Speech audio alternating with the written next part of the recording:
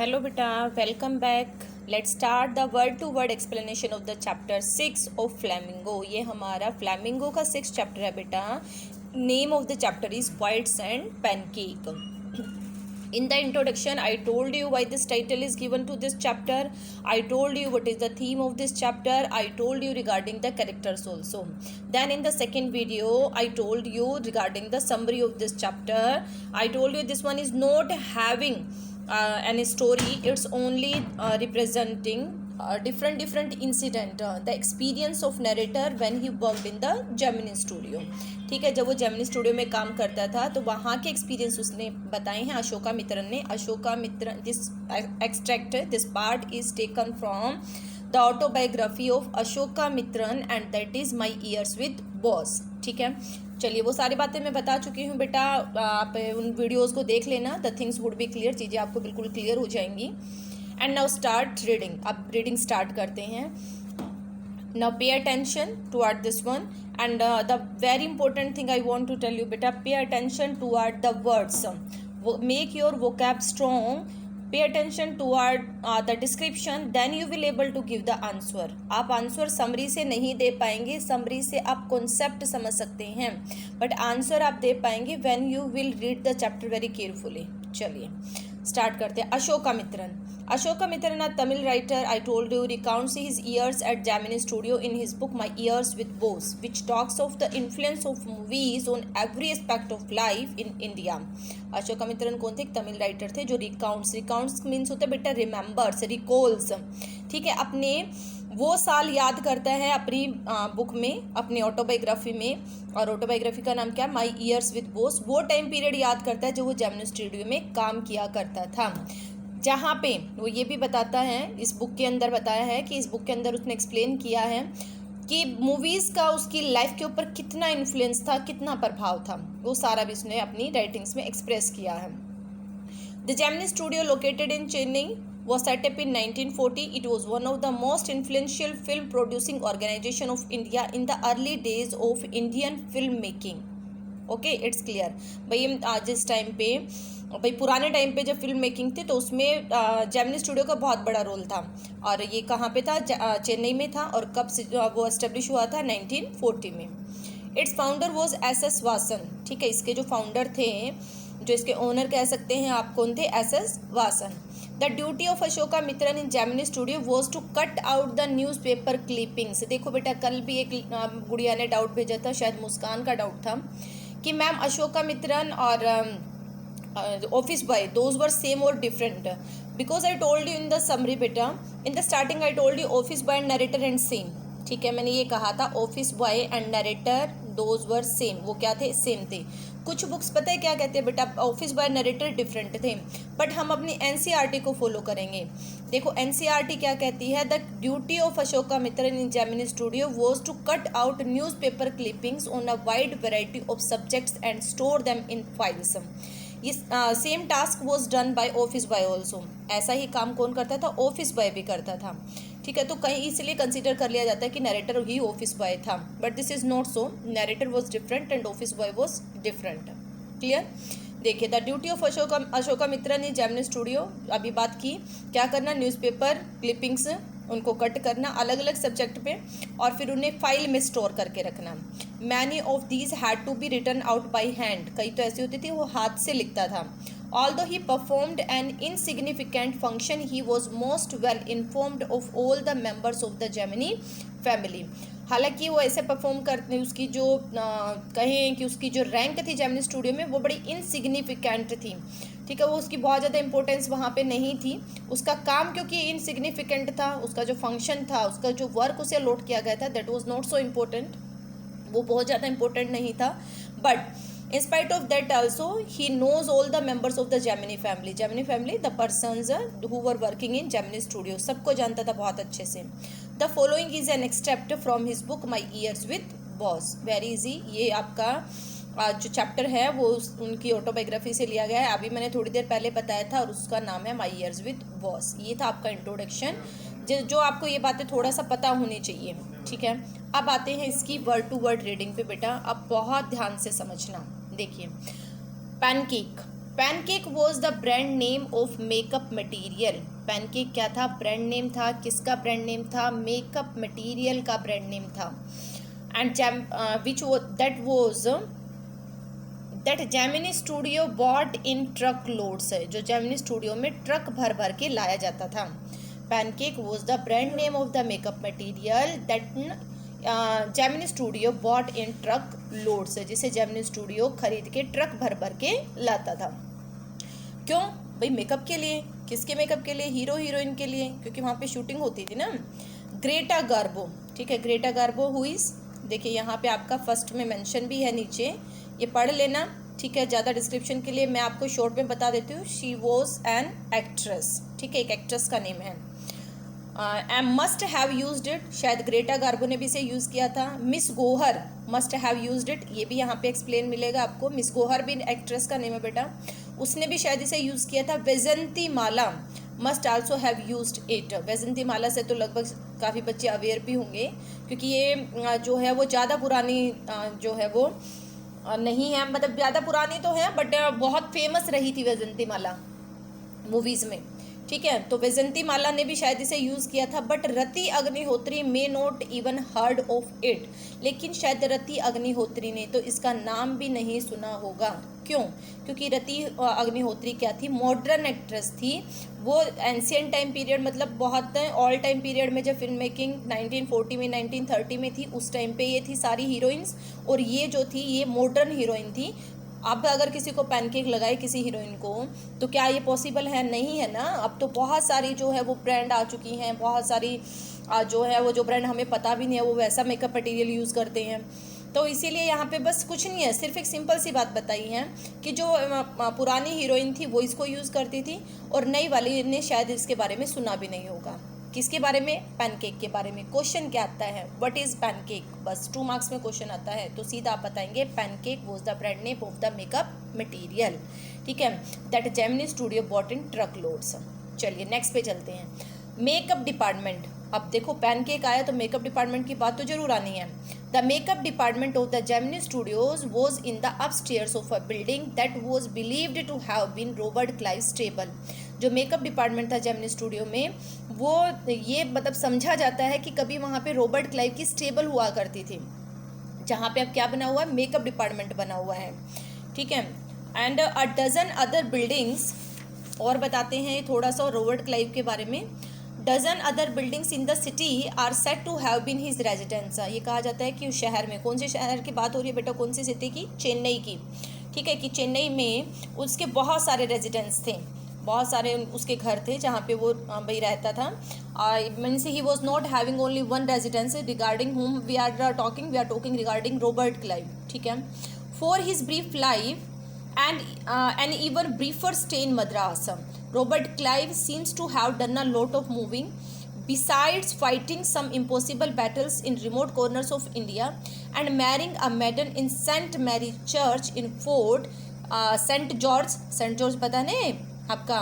मद्रास में जो फोर्ट है, ठीक है, इन फोर्ट सेंट जॉर्ज इन मद्रास, ठीक है। ये सारा रॉबर्ट क्लाइव के बारे में। रॉबर्ट क्लाइव जिसकी लाइफ बहुत ही कम थी, उसकी लाइफ के बारे में बात करें तो उसका जो बर्थ ईयर था वो था बेटा 1774। किसकी बात करें हम? रॉबर्ट क्लाइव की, ठीक है। और जो बर्थ ईयर था 1725 और डेथ हुई थी 1774 में, ठीक है। तो लगभग उसकी एज जो थी वो कितने ईयर्स की थी?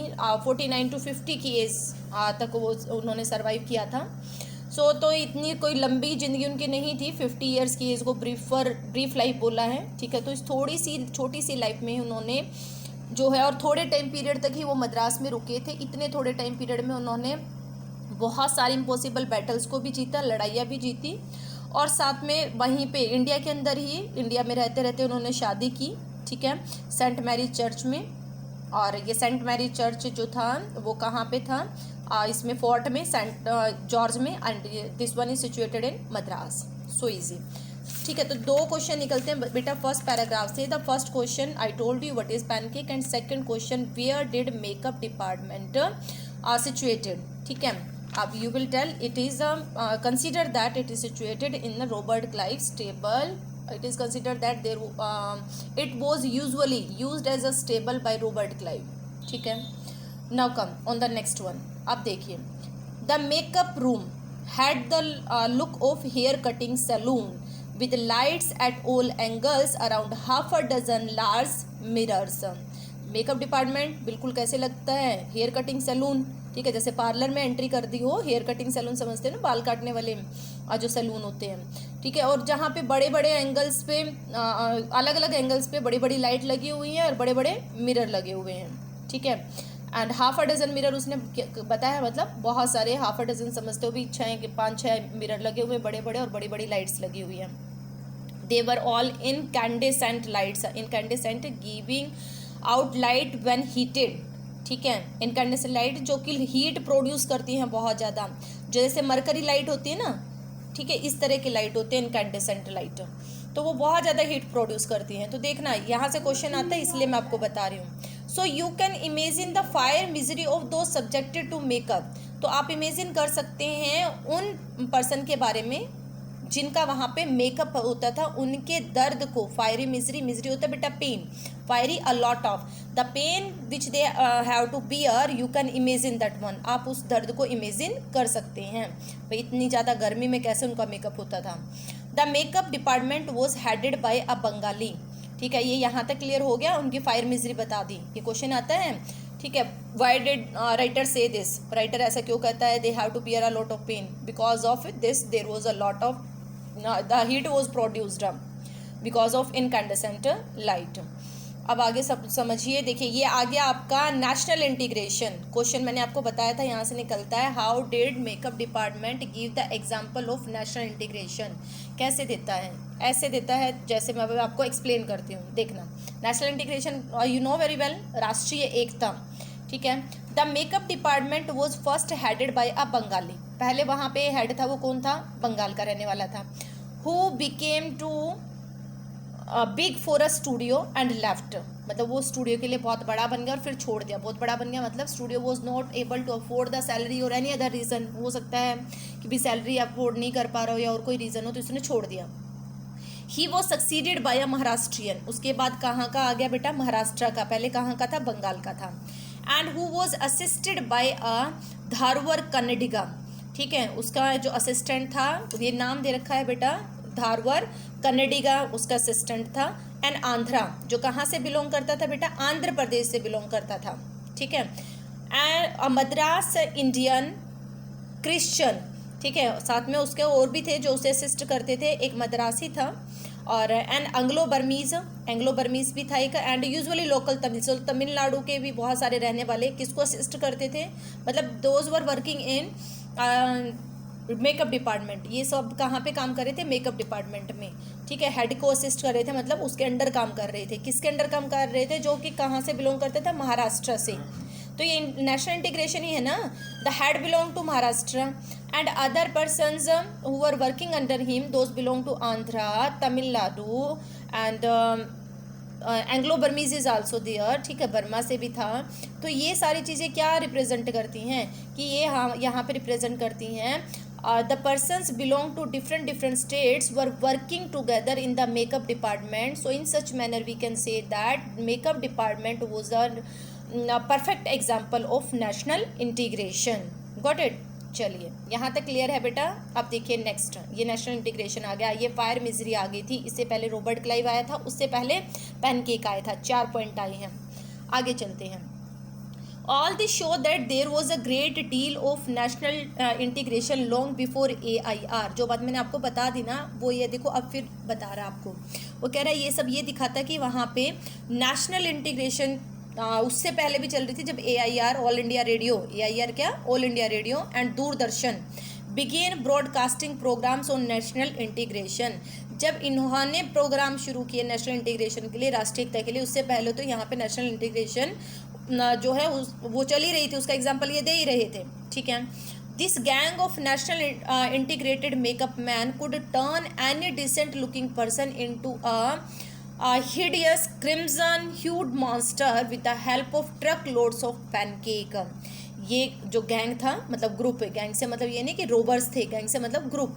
ये नेशनल इंटीग्रेशन शो करने वाले जो मैन थे, मेकअप मैन थे, ये किसी भी अच्छे भले दिखने वाले इंसान को, डिसेंट लुकिंग, गुड लुकिंग, ठीक है, डिसेंट को क्या बोलेंगे यहाँ पे, गुड, ठीक है, किसी भी गुड लुकिंग पर्सन को कन्वर्टेड इनटू हिडियस, हिडियस होता है बेटा अगली, ठीक है, बहुत गंदा, क्रिम्जन, ठीक है, क्रिम्जन भी आपका जो है वो रेडिश कलर के लिए वैसे यूज़ होता है, लेकिन यहाँ पे आपका क्रिम्जन का यूज़ हुआ है अगली के लिए ही, ठीक है, हिडियस, क्रिम्जन उसमें चेंज कर देते थे, कलरफुल इंसान में, एक गंदे से कलरफुल इंसान में चेंज कर देते, and that appear just like monster, जो किसके जैसा दिखता था, मॉन्स्टर के जैसा। क्रिम्जन ना बिल्कुल रेड डार्क कलर होता है ना, किसी को याद हो, याद क्या, आप भी पता होगा, कुछ गर्ल्स को तो पता होगा, चिक्स पे लगाते हैं रेड रेड, ठीक है, जिससे कि भी थोड़ा सा ये लगे कि हाँ रेड चिक्स हैं तो सुंदर लगता था। अब तो लड़कियों ने हालांकि कम कर दिया इसको यूज़ करना, लेकिन पहले बहुत ज़्यादा यूज़ होता था,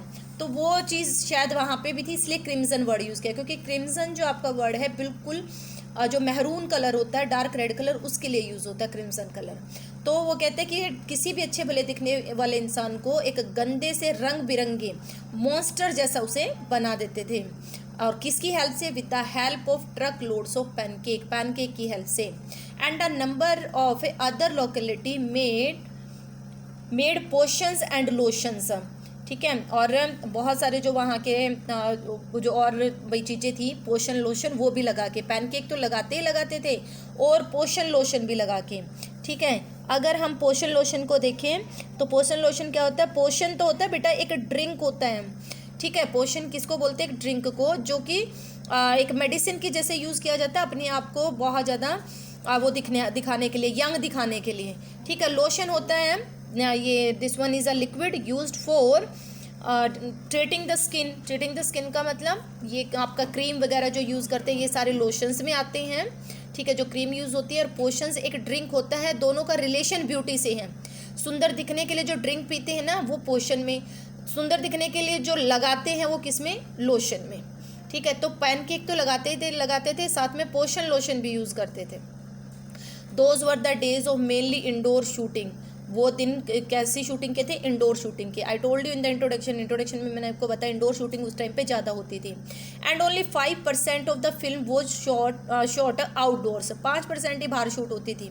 I suppose who is I, now get the point, ठीक है, आप बात आती है यहाँ पे, यहाँ आई कौन है, मान लो उसने आपको एग्जाम में यही 3 लाइन देके पूछ लिया, आई कौन है, you must know I is Ashokamitran, कौन है बेटा ये, अशोकामित्रन कहता है, I suppose the sets and studio lights needed the girls and boys to be made to look ugly in order to look presentable in the movie. लेकिन मुझे तो लगता था कि जो सेट बनाया जाता था और जो स्टूडियो में बड़ी बड़ी लाइट थी वो सिर्फ उनका कुछ काम नहीं था, सिर्फ लड़कियों को और लड़कों को गंदा बनाने के लिए, अगली बनाने के लिए वो यूज़ होती थी। क्यों, उनको गंदा बना के मूवी में प्रेजेंटेबल शो करना था। देखो यहाँ पे आयरनी यूज़ हुआ है, इतना भी वो नहीं था कि उन्हें बिल्कुल ही बदसूरत बना दिया जाता था, ऐसा नहीं था, लेकिन आयरनिकल मैनर में बोला है कि उनको लीप पोत के और मूवी में बहुत अच्छा दिखाने के लिए ये सारी चीज़ें यूज़ की जाती थी, स्टूडियो लाइट और जो अदर लोशन पोशन थे।